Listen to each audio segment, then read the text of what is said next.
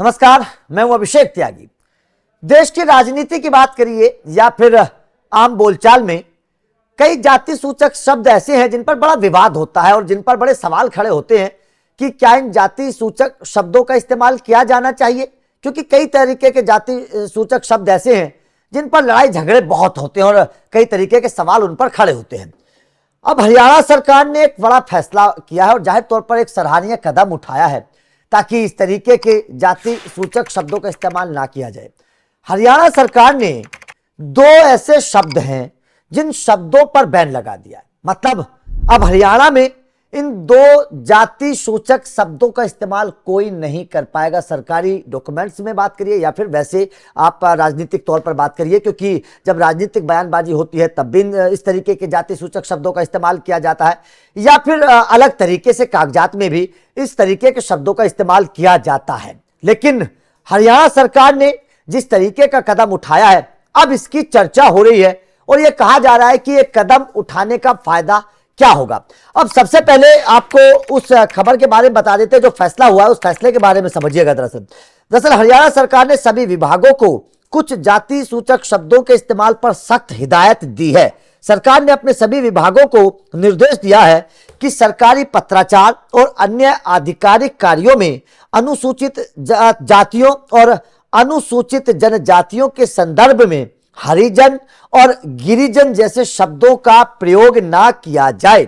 सरकार ने निर्देशों में स्पष्ट किया है कि भारत के संविधान में अनुसूचित जाति एवं अनुसूचित जनजाति के लिए इन शब्दों का प्रयोग नहीं किया गया है। इसीलिए सभी आधिकारिक कार्यों में केवल संविधान में वर्णित अनुसूचित जाति एवं अनुसूचित जनजाति शब्दावली का ही उपयोग किया जाना चाहिए। आदेश में एक और बात कही गई है कि सरकार के संज्ञान में आया है कि पूर्व में जारी निर्देशों के बावजूद कुछ विभागों द्वारा अब भी हरिजन और गिरिजन शब्दों का इस्तेमाल किया जा रहा है। इस पर संज्ञान लेते हुए राज्य सरकार ने सभी विभागों को केंद्र सरकार के निर्देशों का कड़ाई से पालन करने तथा सभी आधिकारिक मामलों में इन शब्दों का तत्काल प्रभाव से प्रयोग बंद करने के निर्देश दे दिए हैं।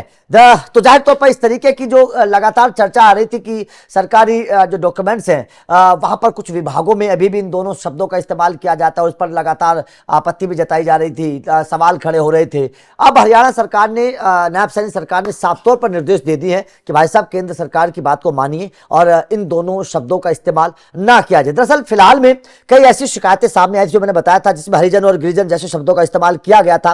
कई बार समाज की ओर से भी इस संबंध में आपत्ति जताई गई है। हरिजन समाज के लोग बोलते हैं कि यार हमारे शब्दों में हरिजन लिखा गया है, तो लोग बुरा मानते हैं।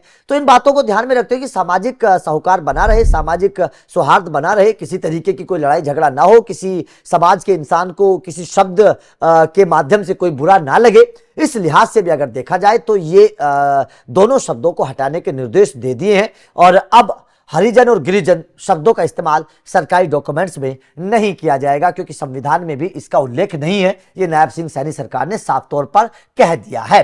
तो आपका इस फैसले पर क्या कहना है? क्या आपको लगता है कि इस तरीके के फैसले बाकी राज्य सरकारों को भी लेने चाहिए? कमेंट करके अपना राय जरूर दीजिएगा। बाकी लगातार अपडेट मिलते रहेंगे। Thank you very much.